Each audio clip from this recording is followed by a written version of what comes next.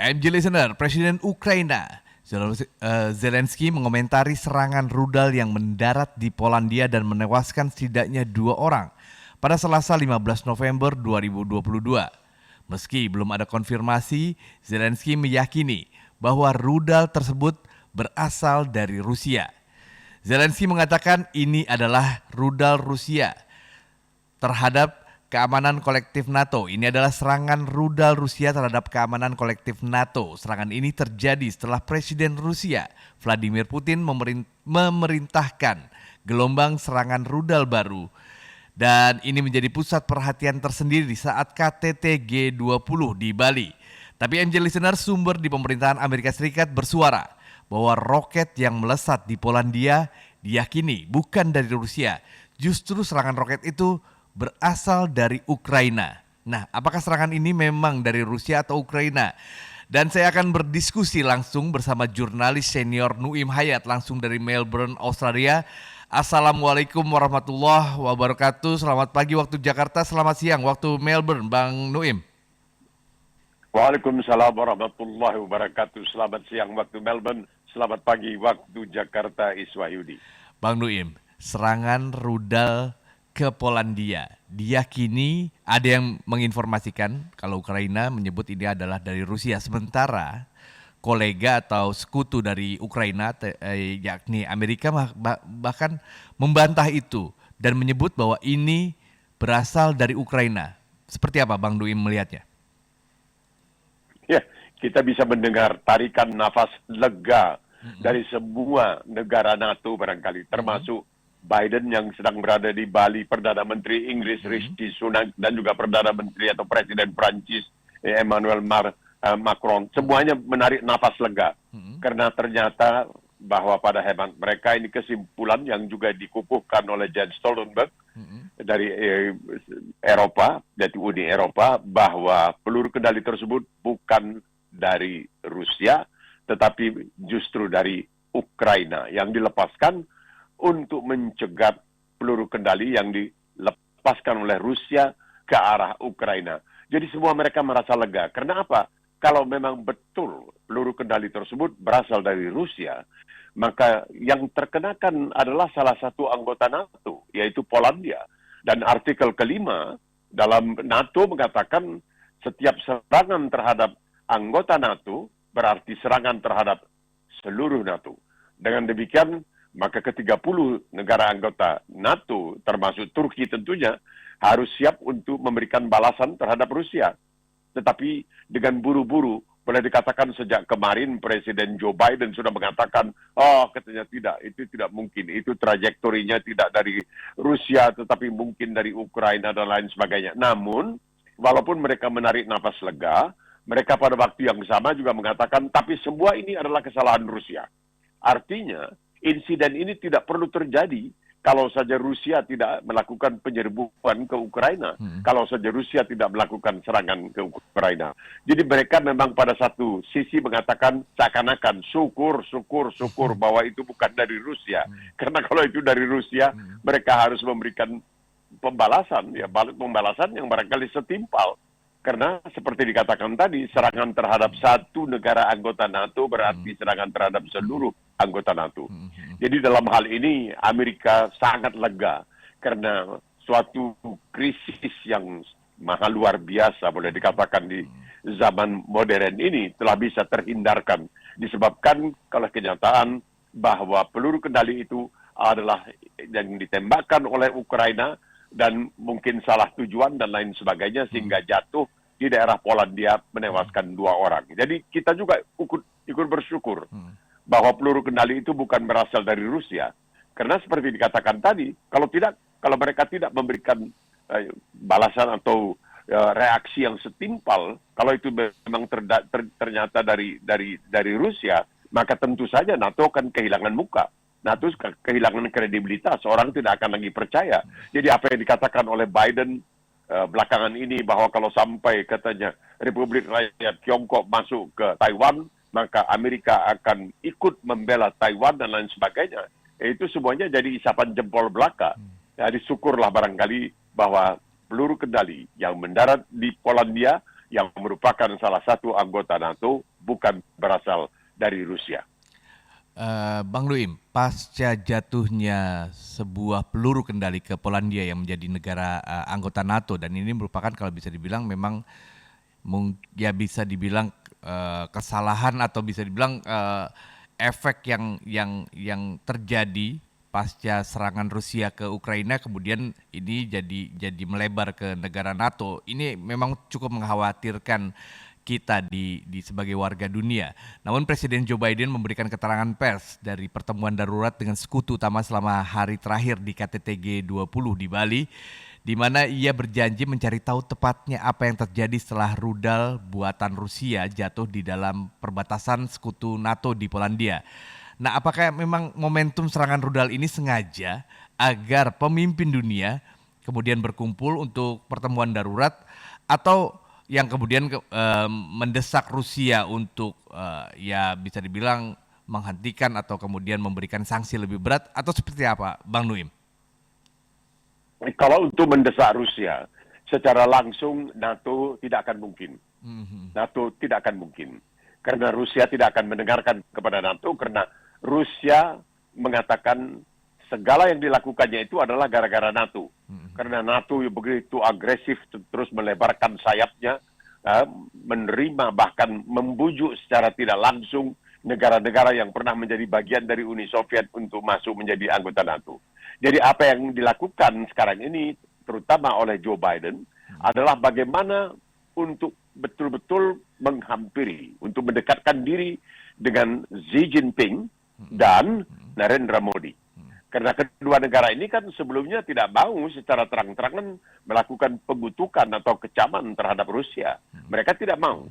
Mereka hanya menyayangkan telah terjadi dan semoga ini semua bisa diatasi dan lain sebagainya. Walaupun belakangan memang kelihatan bahwa terutama Xi Jinping, Tiongkok, sudah mulai berubah, sikapnya sudah berubah. Tidak lagi 110% berpihak kepada Rusia, tetapi bahkan abstain ketika ada upaya untuk melakukan semacam pengutukan terhadap Rusia. Tapi tidak menentangnya, hanya abstain. Jadi abstensi yang dilakukan oleh Tiongkok itu dianggap sebagai suatu perubahan sikap yang ya membuat banyak orang optimis bahwa Tiongkok barangkali bisa mendekati Rusia dan mengatakan kepada Rusia barangkali sudah waktunya untuk menghentikan serangan-serangan terhadap Ukraina karena ternyata tidak berhasil dan terlalu merugikan Rusia. Bukan saja merugikan Rusia di bidang materi, tetapi juga merugikan Rusia di bidang reputasi. Jadi nampaknya memang apa yang terjadi hari Selasa yang lalu di Ukraina itu mungkin ini merupakan mungkin satu titik balik dalam kejadian di Ukraina. Sehingga mungkin nanti ada yang bisa mengatakan, ya mungkin Rusia juga mengatakan, daripada terjadi kesalahpahaman, terjadi hal-hal yang tidak diinginkan sehingga bisa mencetuskan konflik yang lebih besar, maka Rusia bersedia untuk menahan diri dan menghentikan operasinya di Ukraina. Ya, jadi dia tidak mengaku bahwa dia telah gagal total. Memang telah banyak tentaranya yang mati, telah banyak peralatannya yang habis, telah banyak kerusakan yang ditimbulkannya, dan biar bagaimanapun Rusia pada akhirnya nanti harus melakukan pampasan. Tidak bisa tidak, seperti Jepang pernah melakukan pampasan, seperti memberikan pampasan kepada antara lain Indonesia. Karena melakukan banyak kecentang perengan, banyak kerusakan ketika Jepang waktu itu menduduki antara lain Indonesia. Jadi nampaknya mungkin ada hikmahnya apa yang terjadi di Ukraina ini.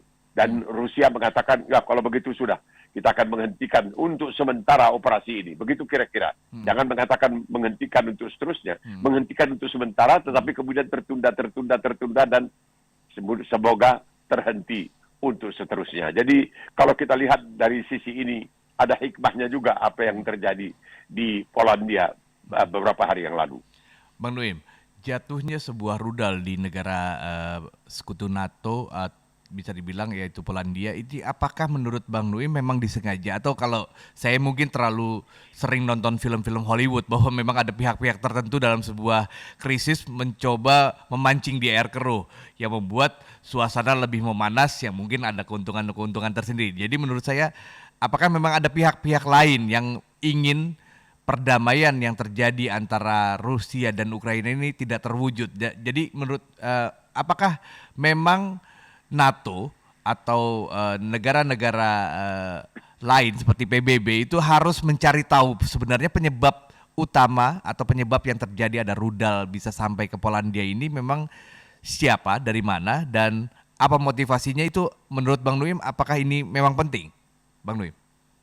Oh, penting sekali. Jadi ini yang disebutkan false flag, bendera palsu. Artinya satu negara A melakukan tindakan dengan harapan bahwa nanti yang ketiban pulung yang dianggap bersalah adalah negara B. Jadi itu bisa saja dilakukan. Jadi siapa tahu, mungkin saja Ukraina ingin memancing ya, negara-negara NATO supaya bertindak ya, dengan melakukan suatu dalam tanda kutip kesilapan. Karena dikatakan bahwa sebenarnya Rusia telah melepaskan puluhan, kalaupun tidak ratusan peluru kendali ke arah Ukraina. Dan Ukraina berhasil menangkis dengan menembak jatuh sejumlah dari peluru kendali tersebut. Dan salah satu tangkisan itu meleset dari sasaran dan jatuh di Polandia. Jadi banyak hal-hal di sini yang sebenarnya kurang begitu jelas, tetapi bisa membuat orang yang percaya kepada teori konspirasi yang mengatakan mungkin saja seakan-akan Ukraina memang dengan sengaja melakukan ini karena dia menggunakan peluru kendali mungkin dari Rusia, dan orang akan nanti menuding Rusia mengunjuk hidung. Ini Rusia yang telah melakukan, Rusia telah menyerang salah satu negara anggota NATO, dan karenanya NATO harus bersikap secara keseluruhan sebagai suatu kesatuan. Jadi false flag ya ini bisa saja terjadi, tapi nampaknya memang banyak yang mengatakan bahwa pada hakikatnya Ukraina itu ingin mencegat seperti Israel suka mencegat roket-roket zaman bahula yang dilepaskan oleh Hamas ya ke Israel itu dengan apa yang disebutkan Iron Dome. Maka Ukraina juga mempunyai kemampuan hampirlah tidak sehebat seperti Israel untuk mencegah agar jangan sampai peluru kendali yang dilepaskan oleh Rusia mencapai sasarannya di Ukraina dengan menembak jatuh peluru-peluru kendali tersebut. Cuman salah satu di antaranya melenceng dan mungkin secara sengaja, lebih mungkin secara tidak sengaja terjatuh di wilayah Polandia yang notabene adalah sebuah negara anggota NATO. Jadi kemungkinan hikmahnya juga bisa dikatakan. Nah, kalau ini nanti bisa terjadi kecelakaan lagi dalam tanda kutip, bisa lagi terjadi kecelakaan sehingga apa boleh buat NATO nanti harus melakukan tindakan balasan, wah ini kiamat kita. Bisa terjadi perang nuklir. Jadi bagaimana caranya? Ya mungkinlah Rusia dalam hal ini melalui pintu belakang dibujuk. Ini kesempatan bagi kamu untuk mengatakan demi menghindari terjadinya bentrokan langsung dengan NATO. Karena perbuatan Ukraina, tak apalah, disalahkanlah Ukraina sekarang ini. Karena Ukraina sekarang ini mendapatkan simpati yang begitu banyak, maka Rusia bersedia untuk sementara melakukan gencatan senjata, dan gencatan senjata ini berlangsung bisa selama bertahun-tahun. Kita tidak berharap jatuhnya rudal di Polandia ini kemudian memperluas memanasnya suasana di Eropa, bisa dibilang seperti itu, karena kita ingat juga penyebab perang dunia pertama itu bisa dibilang karena hal-hal yang bisa dibilang cukup simpang siur yang membuat kemudian ada dua belah sekutu yang kemudian akhirnya meluas menjadi perang dunia, intinya seperti itu ya Bang Nuim. Ya itu, tapi kalau dalam perang dunia kedua kita mengetahui dalam hal ini Neville Chamberlain ya, waktu itu Perdana Menteri Inggris, mencoba untuk menyadarkan Hitler, tapi ini disalah tangkap juga karena Hitler mulai menguasai satu bagian di Polandia dan di Cekoslovakia, Polandia. Ada lama-lama karena apa yang disebutkan appeasement dalam bahasa Inggris itu, ya sudahlah, sudah menyabarkan itu memberikan kesan yang salah. Pada akhirnya setelah mendapat bagian yang dia tuntut awalnya, dia ingin bagian lain, terus memperluas. Itu celakanya. Jadi dalam hal sekarang ini, kenyataannya adalah bahwa umat manusia memang dihadapkan pada suatu kemungkinan yang luar biasa bahayanya. Kalau memang sampai terjadi bentrokan antara Rusia dengan NATO, ini betul kita berada jauh dari Eropa, tapi barangkali kita akan terkena dampaknya juga. Dan ini akan menghancur luluhkan, tidak bisa dipungkiri sebab sebagaimana yang sudah dikatakan oleh banyak orang, kalau memang itu terjadi, niscaya yang akan digunakan adalah senjata nuklir. Karena Rusia merasa terpojok, dan Putin sudah pernah mengatakan dia tidak akan segan-segan untuk menggunakan senjata nuklir kalau sampai dia memang merasa negerinya terancam.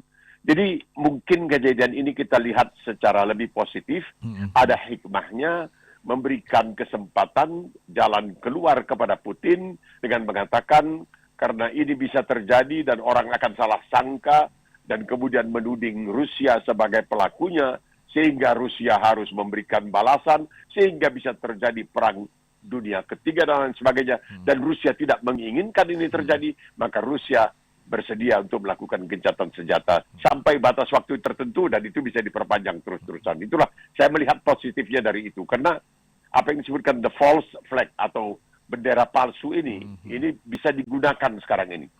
Tapi kita mengetahui bahwa misalnya intelijen Inggris sejak semula sudah mengatakan bahwa ini bukan dari Rusia, tetapi ini berasal dari Ukraina yang ingin mencegah atau mencegat peluru kendali Rusia, tetapi rupanya melenceng dan akhirnya jatuh di Polandia menyebabkan 2 orang tewas.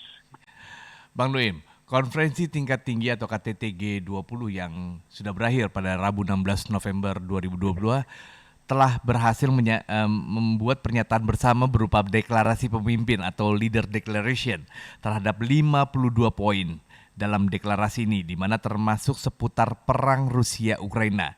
Dan bagaimana dan apa yang seharusnya dunia lakukan untuk menekan pentingnya penegakan hukum internasional dan sistem multilateral untuk menjaga perdamaian dan stabilitas di dunia saat ini menurut Bang Nuim? Apakah KTT kemarin itu mampu mewujudkan itu atau seperti apa, Bang Nuim? Ya, kita melihat bagaimana Menteri Luar Negeri Rusia seakan-akan tidak begitu peduli dan berangkat meninggalkan KTT sebelum deklarasi disampaikan, dan karena Rusia katanya tidak punya masukan dalam deklarasi itu. Jadi deklarasi ini ya bagus, tetapi kurang semacam mandatnya agak berkurang karena Rusia sebagai salah satu negara adik kuasa tidak ikut di dalamnya. Tetapi kita mengetahui bahwa di samping itu ada Tiongkok, ada India. Ini dua faktor ini, dua pemain ini memang penting sekali artinya, karena mereka sampai sekarang ini masih belum secara terang-terangan mau melakukan kritik langsung atau kutukan langsung terhadap Rusia. Namun demikian, bahwa sampai ada deklarasi itu sudah merupakan satu capaian yang luar biasa. Karena semula dikatakan mungkin tidak akan ada deklarasi. Kenapa? Karena Rusia tidak ikut serta. Ya, Putin tidak ikut hadir dan dia juga tidak ikut tampil dan lain sebagainya. Jadi nampaknya ada kemajuan. Cuma sebisa itu saja. Jadi ke-20 negara atau ke-19 negara lah kalau mau dikatakan, bukan 20 karena Rusia tidak. Ke-19 negara ini telah menyuarakan pandangan masyarakat internasional yang semoga akan menjadi perhatian bagi Putin sendiri. Dan dia bisa mengatakan, demi menghormati kehendak masyarakat G20 dan lain sebagainya, maka saya bersedia untuk menghentikan. Bisa saja ini dijadikan semacam, ya kalau mau dikatakan dalih lah ya, tapi dijadikan alasan pincang oleh Putin untuk menghentikan. Tapi banyak yang mengatakan bahwa mereka yang mengetahui psikologi atau kejiwaan Putin ini tidak mungkin akan terjadi. Putin ini adalah orang yang merupakan semacam tokoh dari zaman lalu, tokoh Uni Soviet yang masih belum bisa menerima kenyataan bahwa Uni Soviet telah bubar, tembok Berlin telah diruntuhkan dan lain sebagainya. Masih hidup dalam kenang-kenangan, dalam khayalan tentang kehebatan Uni Soviet di masa lalu. Karena kita tidak bisa juga melupakan, dan Uni Soviet tidak akan memberikan kesempatan kepada umat manusia untuk melupakan. Mereka yang pertama mengirimkan Sputnik ke antariksa. Mereka yang pertama mengirimkan manusia ke antariksa. Jadi mereka merasa bahwa pernah punya kejayaan yang sangat luar biasa, yang tiba-tiba bisa bubar begitu saja karena mungkin kesalahan dari Mikhail Gorbachev dan lain sebagainya, yang mengadakan perestroika dan lain-lain sebagainya. Jadi Putin ini terutama karena dia adalah orang intelijen Soviet itu kita tahu sangat berkuasa di zaman itu. Jadi dia itu susah melepaskan dirinya dari ikatan-ikatan tentang boleh dikatakan warisan-warisan lama Uni Soviet itu. Ini yang membahayakan sekali karena dia masih menginginkan untuk kembalinya kejayaan Uni Soviet itu, terutama ketika dia yang berkuasa di Rusia. Bang Nuim dan Angel Listener, kita akan lanjutkan kembali dialog ini di segmen berikut karena saya masih agak penasaran dengan apakah Leader Declaration ini mampu membuat ya memang hasilnya memang desakan atau mengutuk apa yang dilakukan oleh Rusia terhadap Ukraina. Namun hasil dari Leader Declaration ini apakah kemudian memberi efek yang kemudian membuat tensi memanas dari hubungan kedua negara ini lebih menurun atau sebaliknya, Bang Nuim? Dalam Leader Declaration disebut mayoritas negara anggota G20 mengutuk keras perang di Ukraina sebab perang tersebut memunculkan penderitaan warga dunia yang luar biasa, di mana perang Rusia dan Ukraina juga memperburuk kerapuan ekonomi global, menghambat pertumbuhan, meningkatkan inflasi, kemudian juga mengganggu rantai pasokan.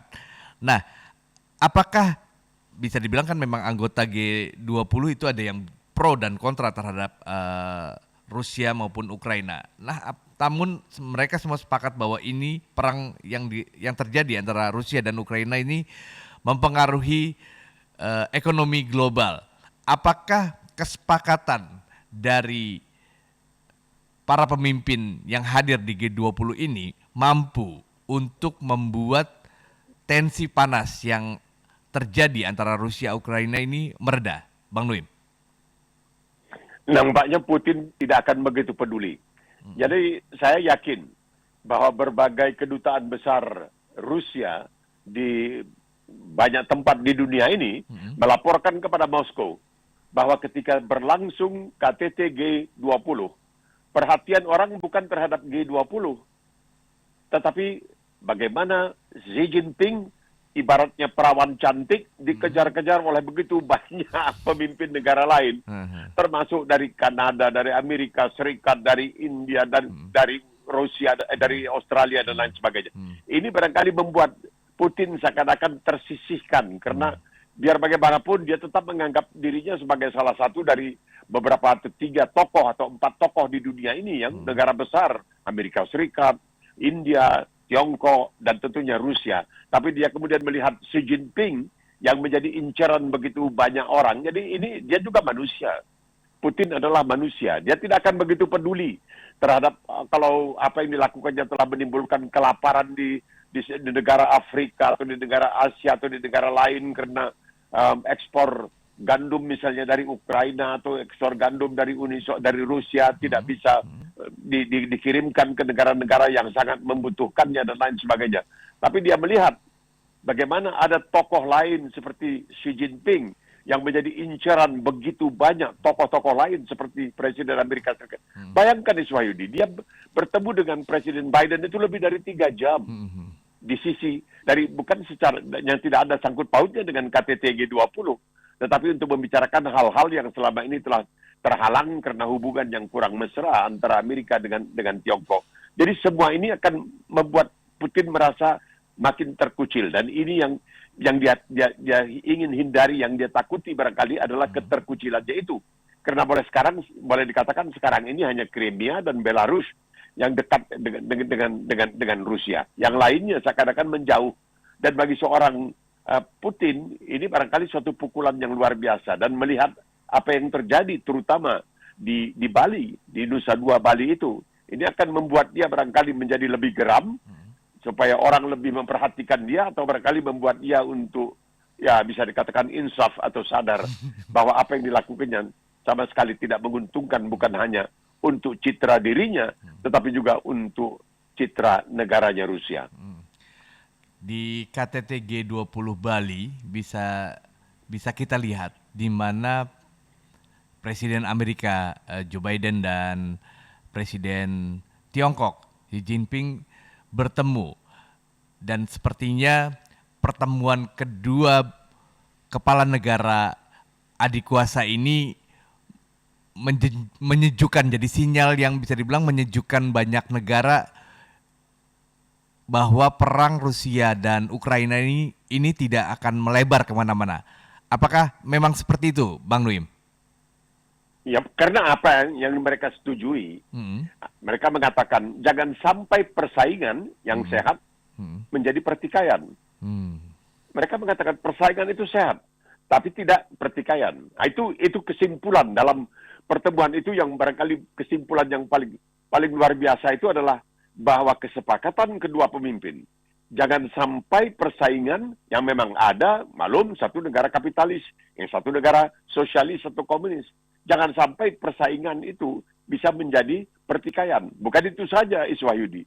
Tetapi Amerika langsung mengumumkan bahwa Menteri Luar Negeri Blinken akan mengunjungi Tiongkok dalam waktu dekat, mungkin ya, tahun depan mereka. Ini semuanya tentu membuat Putin merasa, ya kenapa Tiongkok yang jadi semacam incaran, kenapa Tiongkok menjadi mataharinya, bukan Rusia. Padahal kalau dilihat Rusia itu dari sejak dahulu selalu menganggapnya lebih hebat, menganggap dirinya lebih hebat sebagai negara sosialis, dia lebih hebat daripada Tiongkok, dan Tiongkok merupakan satu-satunya saingannya. Sekarang dia melihat bagaimana Xi Jinping itu diincar oleh begitu banyak kepala pemerintahan atau kepala negara bahkan, termasuk oleh Joe Biden. Dan tentu sebagai manusia dia merasakan ini. Dia merasakan bahwa dia seakan-akan terkucil. Dan dia hanya sebagai manusia, dia tentunya punya ya harga diri, punya keinginan untuk bisa dipuja dan disanjung dan lain sebagainya. Tetapi kelihatan bahwa bukan dia yang dikejar-kejar. Malahan begitu banyak negara lain yang ingin untuk menjalin dan memperbaharui hubungan mereka dengan Tiongkok. Ini juga sesuatu yang akan membuat Putin harus berpikir. Karena sebelumnya di Perserikatan Bangsa-Bangsa, Tiongkok tidak mau melakukan pengutukan terhadap, tidak mau ikut dalam pemungutan suara untuk mengutuk Rusia. Tapi itu merupakan satu isyarat bahwa Tiongkok sudah mundur selangkah dari dukungannya terhadap Rusia. Apapun yang mau dikatakan oleh Tiongkok secara resmi, secara terbuka, tapi kenyataannya Tiongkok sudah menyadari bahwa apa yang dilakukan oleh Rusia itu tidak menguntungkan, terutama bagi Tiongkok, karena sekarang Tiongkok harus berpikir apakah Tiongkok akan melakukan apa yang dilakukan oleh Rusia terhadap Ukraina, dilakukan oleh Tiongkok terhadap Taiwan. Dia juga mesti berpikir, bukan saja mendapatkan kecaman yang sangat luar biasa, kutukan yang sangat luar biasa dari masyarakat internasional, tapi juga berlarut-larut dan mempermalukan diri sendiri seperti Ukraina telah mempermalukan Rusia. Bang Nuim, apakah memang, ya kalau saya sih masih melihat terkejut dengan pertemuan Presiden Amerika Joe Biden dengan Xi Jinping, Presiden Tiongkok Xi Jinping ini sepertinya memang mesra dan kemudian meredakan kekhawatiran masyarakat global. Namun saya cuma masih agak berpikir, apakah memang keinginan untuk ya agak mungkin bisa dibilang kayak bukan berdamai ya, tapi hangat dengan Presiden Tiongkok Xi Jinping ini lebih karena motivasi dalam negeri, yakni di mana Amerika saat ini sedang ada pemilu supaya di mana juga kemudian Donald Trump saat ini juga sepertinya akan maju lagi di pemilu Pilpres Amerika. Apakah memang ini motivasi yang memang tulus atau memang jadi kebijakan nation, atau apakah ini hanya untuk mencari suara dalam pemilu di dalam negerinya, Bang Nuim? Ya, ini sebagai seorang presiden, dia tentu punya tanggung jawab. Tentu tanggung jawab, bukan hanya terhadap rakyatnya dan negerinya sendiri, terhadap negaranya, tetapi sebagai suatu pemimpin, karena Amerika itu punya juga pengelompokan, dia harus ikut bertanggung jawab terhadap perdamaian di dunia ini. Jadi apa yang dilakukannya sebenarnya bukan hanya untuk menarik perhatian rakyat Amerika, tetapi juga untuk memberikan kesan kepada umat manusia dan terutama kepada Tiongkok. Bahwa seperti yang dikatakan oleh Churchill, Jojo is better than war. Bercakap, berbincang, berdiskusi, itu lebih baik daripada berperang dan lain sebagainya. Dan itu yang terjadi. Bahwa kemudian memang Biden di Bali dalam keadaan yang sumringah. Karena apa? Karena segala ramalan, segala perakiraan bahwa Partai Republik akan betul-betul memperoleh kemenangan yang luar biasa dalam pemilihan setelah waktu di Amerika tidak ternyata tidak menjadi kenyataan. Bahwa kemudian memang Donald Trump mengumumkan bahwa dia akan mencalonkan diri sebagai presiden untuk pemilihan tahun 2024, itu kemauan dia. Karena sekarang dia sudah mulai punya saingan yang cukup tangguh, yaitu Gubernur Florida, yaitu Ron DeSantis, yang dikatakan Ron DeSantis adalah seorang Donald Trump yang punya otak. Mereka sudah mulai mengatakan begitu. DeSantis, Gubernur Florida, adalah seorang Donald Trump, artinya bahwa kebijakannya itu tetap sayap kanan, tetap berhaluan kanan, tapi dia adalah seorang yang punya otak. Sedangkan Donald Trump sudah kecolongan, berapa kali kecolongan, bahwa dia ikut misalnya tidak bertanggung jawab dalam peristiwa 6 Januari, bahwa dia pernah mencoba membujuk seorang gubernur di sebuah negara bagian di Georgia untuk mencarikan 11.000 suara. Jadi dia sudah terlihat sebagai orang yang memang masih belum dewasa lah, seperti yang dikatakan oleh keponakannya, yaitu seorang bernama Mary Trump. Mary Trump ini seorang penyandang S3 di bidang ilmu jiwa, dan dia menulis buku tentang pamannya, Donald Trump. Dan dia bahkan waktu itu tahun 2017 sudah mengatakan, kalau manusia ini, kalau Donald Trump ini sampai memang menjadi presiden Amerika, bisa kiamat dunia ini. Karena ini orang sebenarnya bukanlah manusia yang matang, bukanlah manusia yang punya pikiran yang bagus, tapi seperti anak-anak manja yang kalau kemauannya tidak dituruti, dia akan meradang, akan meronta, akan menangis kemana-mana. Jadi rakyat Amerika nampaknya sekarang sudah mulai sadar. Memang masih ada yang tetap memuja dia. Itu tidak bisa dipungkiri. Tetapi kenyataannya sudah banyak, misalnya calon-calon yang dijagokan oleh Donald Trump tidak terpilih. Dia menjagokan calon-calonnya tidak terpilih. Seharusnya dia menyadari bahwa popularitasnya sudah menurun. Kenapa dia nanti mesti mempermalukan dirinya sendiri? Dia tidak akan diterima bulat-bulat begitu saja oleh Partai Republik untuk menjadi calon presiden dalam pertarungan tahun 2024. Karena nanti ada mungkin senator dari Texas juga, ada kemudian gubernur dari Florida. Nah, gubernur dari Florida ini lebih punya kans karena dia pernah menjadi gubernur. Nah, ini untuk masa jabatan kedua. Jadi artinya dia sudah punya pengalaman di bidang pemerintahan. Karena senator hanya di bidang perwakilan. Jadi nampaknya oleh Trump dikatakan, itu si Ron DeSantimonious. Dia bilang, jadi bukan DeSantis, bukan Ron DeSantis, DeSantimonious. Itu ejekan dalam bahasa Inggris yang mengatakan itu orang so alim. Ingin katanya menjadi calon presiden dari Partai Republik dalam pemilihan tahun 2024 nanti.